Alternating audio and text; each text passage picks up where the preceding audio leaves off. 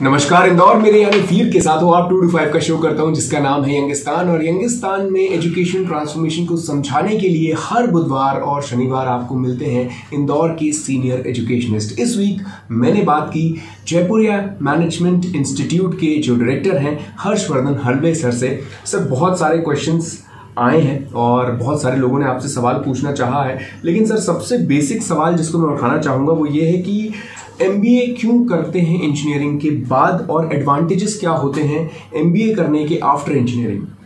पहली बात तो वीर आपको मैं धन्यवाद देना चाहूँगा, आपने मुझे बुलाया और मुझे मौका दिया कि मैं लोगों से बात कर सकूँ।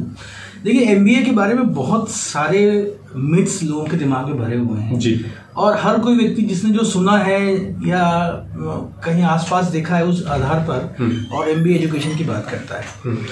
देखिए, इंजीनियरिंग स्टूडेंट्स ज़्यादातर MBA में आते हैं, ये सिर्फ टॉप 20-25 इंस्टीट्यूशंस हैं जो कि कैट के बेसिस पे और एंट्रेंस लेते हैं, जिनका कि क्राइटेरिया है कैट एग्जामिनेशन।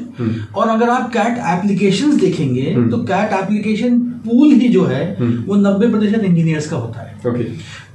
अगर वहां पर कॉमर्स, आर्ट्स, साइंस के स्टूडेंट जाके कैट एप्लीकेशन करना शुरू करेंगे तो ये नंबर अपने आप चेंज हो जाएगा जी।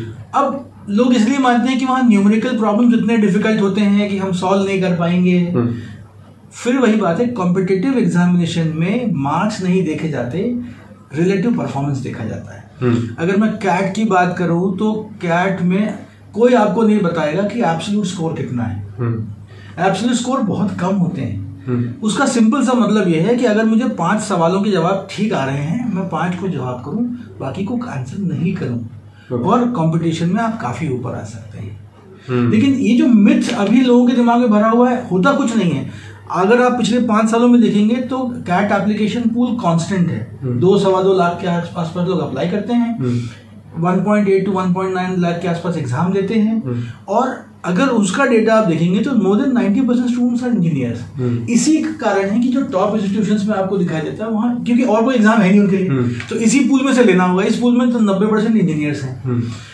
अगर मैं Tier 2 भी स्कूल्स की बात करूं, क्योंकि मैं MBA के कारण कम से कम 25 इंस्टीट्यूशंस घूम चुका हूं, Tier 2 में अगर आप देखेंगे तो आपको मुश्किल से 15-20% इंजीनियर्स मिलेंगे। वहां सब commerce, arts, science, maximum BBA BCom students मिलेंगे आपको, क्योंकि वो मैथ देते हैं, वो CMAT देते हैं, और उसके बेसिस पे जो इंस्टीट्यूशंस लेते हैं उसमें आपको मैक्सिमम नॉन इंजीनियर्स मिलेंगे। तो अगर मैं फैक्ट की बात करूं ग्राउंड पे, तो ये क्वेश्चन बेसिकली स्टैटिस्टिकली गलत है, क्योंकि हम टॉप 20 इंस्टीट्यूशंस की बात करें और बाद के 80 की बात करें, सही, और टोटल नंबर अगर आप देखें तो मैं नहीं मानता कि मैक्सिमम इंजीनियर्स जो है वो और MBA करते हैं। एक बहुत अच्छा सवाल सर ने उठाया था, और वो सवाल ये था कि हम सिलेबस में बंधे हुए हैं। सर, उसके बारे में ये जो मिथ तोड़ना है कि PhD लेवल का आदमी भी बोलता है कि आउट ऑफ सिलेबस क्वेश्चन आ गया, क्या आप? देखिए, ये सिलेबस जो है वो हमारे दिमाग में ऐसा भर चुका है कि स्कूल हो, कॉलेज हो, हर जगह पर सिलेबस से संबंधित 20-30-40 क्वेश्चंस, उन क्वेश्चंस को तैयार करना, और हमको 90% 80% मार्क्स मिल गए और हम बहुत खुश हो जाते हैं।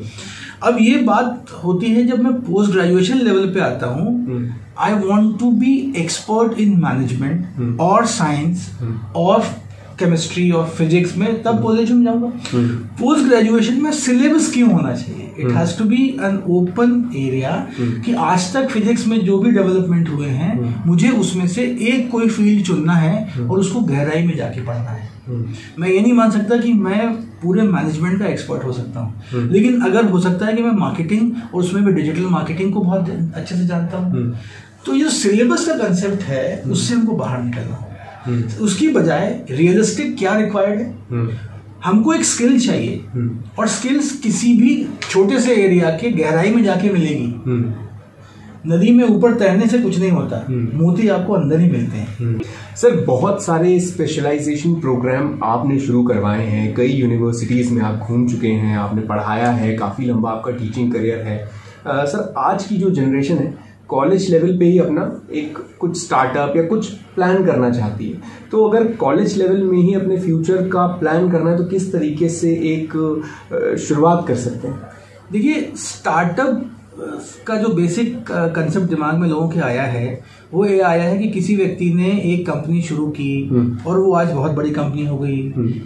अगर मैं ये चाहता हूँ कि मैं शॉर्टकट तरीके से बहुत सारा पैसा कमा लूँ तो शायद स्टार्टअप उनके लिए नहीं है, क्योंकि जितने भी स्टार्टअप की बात की जाती है, मैं अगर HP की बात करूँ जो आज बहुत बड़ी कंपनी बन गई है, वो एक गैराज से शुरू हुई थी। अगर मैं मैकडॉनल्ड्स की बात करूं तो वो एक छोटे से जगह से शुरू हुई थी।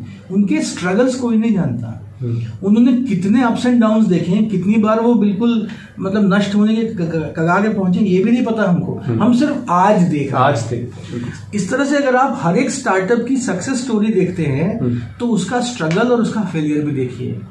हर सक्सेसफुल आदमी ये कहता है कि जब मैं 10 बार फेल हुआ तब जाके 11वीं बार मुझे सफलता मिली है। सही। अगर ये बात मुझे पता है तो आप कभी भी स्टार्टअप शुरू कर सकते हैं, लेकिन लॉन्ग टर्म विजन से करें, एक पैशन से करें, एक परसुएशन से करें, ना कि मुझे क्विक रिस्पॉन्स या क्विक मनी के लिए बात करें। बिल्कुल सही। क्योंकि ये क्रिएटिविटी का जो एरिया है ना, उसके लिए आपको बहुत मेहनत करनी पड़ती है, कई असफलताएं भी मिलती हैं, लेकिन फिर जब सफलता मिलती है तो आपको सारी असफलताएं भुलाने वाली कंडीशन में होती है। एक सवाल जो कि बहुत लोगों के दिमाग में आता है और लोग ऐसा करते भी हैं कि डिस्टेंस एजुकेशन की तरफ जाते हैं और MBA कर लेते हैं, इसीलिए करते हैं ताकि उनको ऐसा लगता है कि वो प्रमोट हो जाएंगे, या इसलिए भी करते हैं कि उनको एक करियर में ग्रोथ चाहिए होती है। सर, डिस्टेंस एजुकेशन कितना हेल्पफुल होता है? देखिए, मैं बार बार ये कहता हूँ, एजुकेशन डिग्री के लिए अगर है तो वो किसी भी तरह का हो, कौन सा भी हो, किसी काम का नहीं है। सही। हम लोगों को ये बात मान लेनी पड़ेगी कि जो 70s एंड 80s की बात होती थी कि एक ग्रेजुएट को जॉब मिल जाता था, वो दिन खत्म हो चुके हैं। आज सरकारी काम भी आपको स्किल्स के बेस पे मिलते हैं। बिल्कुल सही। और प्राइवेट में तो मिलते ही मिलते हैं। तो वो डिस्टेंस एजुकेशन है। फिर वही बात है कि अगर मैं शॉर्टकट सोच रहा हूँ कि मेरा पैसा कम खर्च होगा, मेरा टाइम कम खर्च होगा, मुझे एक डिग्री मिल जाएगी, देखिए कोई भी डिग्री आपको आज की कंडीशन में अच्छा काम नहीं दिला सकती। अगर वो आपको एक स्किल सिखा सकती है, और इसलिए मैं हमेशा कहता हूँ ऑनलाइन एजुकेशन जो है, डिस्टेंस एजुकेशन में भी कई अच्छी इंस्टीट्यूट्स हैं जिनके रिगरस प्रोग्राम है ऑनलाइन एजुकेशन में, जो आपसे एक ना एक स्किल डेवलप करवा लेते हैं। उनको करने में आपको फायदा होगा, क्योंकि अगर आपने स्किल डेवलप की तो निश्चित मान के चलिए कि आपका जो फ्यूचर है वो सिक्योर है और safe. Sir, Jaipuria institute of management की बात करें तो काफ़ी जोर रहता है डिजिटल बेस्ड लर्निंग पे, बिजनेस लर्निंग पे। तो सर, इफेक्टिव मैनेजर्स किस तरीके से क्रिएट किए हैं जयपुरिया ने इतने सालों में, और किस तरीके से आगे बढ़ने, क्योंकि जिस विजन के साथ स्टार्ट हुआ होगा, आई एम श्योर एजुकेशन में इतना चेंज आया तो वो विजन भी अपग्रेड हुआ होगा। तो सर, अभी वो विजन क्या है? देखिए, अगर हम लर्निंग कर्व की बात करें तो हम हमेशा ये समझना होगा कि जब आप किसी व्यक्ति को पढ़ाते हैं तब जरूरी नहीं है कि वो पढ़ने की अवस्था में है। डिजिटल एस्पेक्ट्स आपको एक सुविधा देता है कि एक क्लासरूम के कंटेंट को आप उसको 24/7 अवेलेबल करा सकते हो। जैसे कि आप अमेरिकन मॉडल्स देखेंगे, वहां पर एक सब्जेक्ट की क्लास मॉर्निंग में भी लगती है, दोपहर को भी लगती है, शाम को भी लगती है, क्योंकि उस मॉडल में, उस स्ट्रक्चर में वो पॉसिबल है। हमारे यहाँ संभव नहीं है। इसको समझते हुए हमने क्या किया है कि हर क्लासरूम में एक इम्पार्टस टेक्नोलॉजी लगाई है, जिसका पर्पज ये है कि जब टीचर पढ़ाता है तो उसके पूरे जो टीचिंग है उस सेशन को हम रिकॉर्ड कर लेते हैं। ये रिकॉर्डिंग स्टूडेंट्स को 24/7 अवेलेबल होती है। अब अगर मैं पिछले 5 साल से एक सब्जेक्ट पढ़ा रहा हूँ या एक विषय पढ़ा रहा हूँ तो मेरे 5 साल के वीडियोस अवेलेबल होंगे, और हमारे 4 कैंपसेस हैं जहां वो सब्जेक्ट 3 फैकल्टी और पढ़ा रही होगी मेरे अलावा, सबके वीडियोस अवेलेबल हैं। हम ऑप्शन ये दे रहे हैं कि जहां से आपको उचित लगता है वहां से पढ़िए। So it's basically a broad knowledge base from where a person who wants to learn can select किससे पढ़ना है, कब पढ़ना है और कैसे पढ़ना है। तो ये जो एस्पेक्ट है, ये पहला काम है डिजिटल बेस का। दूसरा जो डिजिटल बेस का काम है वो है रिपोजिटरी का। रिपोजिटरी का मतलब ये होता है, अगर मैं इंस्टीट्यूट की बात करूं तो हर साल 100, 200, 250, 300 प्रोजेक्ट्स होते हैं। वो प्रोजेक्ट्स किसी न किसी कंपनी पे होते हैं। क्या हम उसको बिल्ड कर सकते हैं? मेरे पिछली बैच ने अगर पैंटालून पे 2 प्रोजेक्ट किए हैं और मुझे भी पैंटालून का प्रोजेक्ट मिला है, तो मैं अगर पिछले 2 प्रोजेक्ट पढ़ लेता हूं तो शायद एक इंक्रीमेंटल आगे का काम करूंगा। डिजिटल एस्पेक्ट्स हमेशा वाइडर नॉलेज बेस प्रोवाइड करता है, स्कोप एंड स्केल प्रोवाइड करता है, ताकि मैं एक स्पेसिफिक टास्क को अच्छे से इफेक्टिवली कंप्लीट कर सकें। सर जो कॉम्पिटिटिव एग्जाम होते हैं जैसे कैट हो गया, CMAT हो गया, मैट हो गया, इनके एंट्रेंस की तैयारी में काफ़ी स्टूडेंट्स कोचिंग जाते हैं, पैसा खर्च करते हैं, लेकिन वो स्टूडेंट्स जो कि पढ़ना चाहते हैं, बुक्स को रेफर करना चाहते हैं, ऑनलाइन लर्निंग करना चाहते हैं, तो किस तरीके से तैयारी करें? देखिए, कॉम्पिटिटिव एग्जामिनेशंस जो होती हैं उसमें तैयारी का एक बेसिक पर्पस जो है वो है कि प्रैक्टिस। आपको जितनी प्रैक्टिस करेंगे, क्योंकि अगर आप देखो हर व्यक्ति का एक बेसिक एप्टीट्यूड होता है, आप माने या ना माने, कोचिंग प्रैक्टिस उसको कुछ परसेंट से इंप्रूव कर सकती है, लेकिन किसी को 0 से 100 नहीं बना सकती। सही बात। तो जो कोचिंग या प्रैक्टिस है वो आपके बेसिक एप्टीट्यूड के लेवल को एनहांस करता है, और सारे कोचिंग इंस्टीट्यूशंस उनको एक मौका देते हैं ताकि वो एक रियल एनवायरनमेंट में उसकी प्रैक्टिस करके अपने को एनहांस कर सकें। अब ये मेरे ऊपर है कि मैं ऑनलाइन कोचिंग लेकर के प्रैक्टिस करके करता हूँ, या मुझे जबरदस्ती जब कोई बिठाता है क्लास में तभी जाके मैं पढ़ सकता हूँ। ये तो चॉइस हर बार यूजर की होती है, लेकिन निश्चित रूप से तैयारी का एक ही सिंपल तरीका है, वो है प्रैक्टिस। जैसे हम लोग कहते थे वो practice makes a man perfect, वही बेसिकली एस्पेक्ट्स है।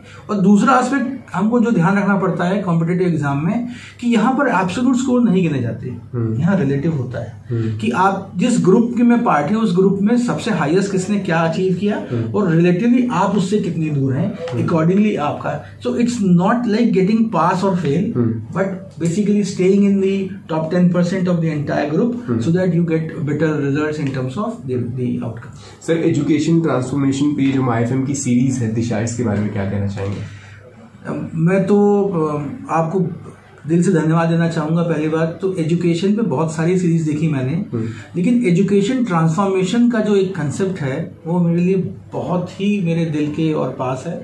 मैं ये मानता हूँ कि हम लोग पिछले 60-70 सालों में एजुकेशन की बात तो बहुत करते हैं, सिलेबस की बात बहुत करते हैं, कोर्सेज डिग्रीज की बात करते हैं, और अक्सर क्वेश्चन मुझे यही पूछते हैं कि सर मैं ये डिग्री करूं कि वो डिग्री करूं। देखिए, यहाँ डिग्री में कोई खराबी नहीं है, सिलेबस में कोई खराबी नहीं है, प्रॉब्लम हमारे अप्रोच की है, पढ़ाने वालों की और पढ़ने वालों की। तो जो ट्रांसफॉर्मेशन का कंसेप्ट वो ये है कि अगर हम समय के साथ बदले, समय के साथ जो आवश्यक है मार्केट को, बिल्कुल वो अगर हम पढ़ें या उस तरह की स्किल डेवलप कर लें, और शायद आपका जो ट्रांसफॉर्मेशन कंसेप्ट है वो इसी बात को एनहांस करता है कि आप समय के साथ आने वाली चीजों से अपने आप को रूबरू कराएं, उन स्किल्स को डेवलप करें, क्योंकि स्किल्स को देखिए आपको डेवलप करके उसको इम्प्रूव करते रहना पड़ता है। बिल्कुल सही बात है। हो सकता है जैसे मैंने शुरुआत किया था तब मैं डेस्कटॉप पे काम करता था, आज वही काम मैं मोबाइल पे कर रहा हूँ। टेक्नोलॉजी बदल गई, काम करने का तरीका बदल गया, लेकिन बेसिक कंटेक्स्ट तो वही रहा, बेसिक कंटेंट तो वही रहे। तो ये जो ट्रांसफॉर्मेशन है वो बेसिकली ये है कि समय के साथ हम कैसे बदलें। उस डायमेंशन में आपने सचमुच एक बहुत अच्छा काम किया है, और मैं उम्मीद करता हूँ कि लोग जो इसको देखेंगे, इससे सीखेंगे, वो इस बात को महसूस करेंगे कि ट्रांसफॉर्मेशन समय के साथ होता है और हमको समय के साथ बदलना पड़ता है, और शायद यही हमको शिक्षा जगत में भी करना आवश्यक है।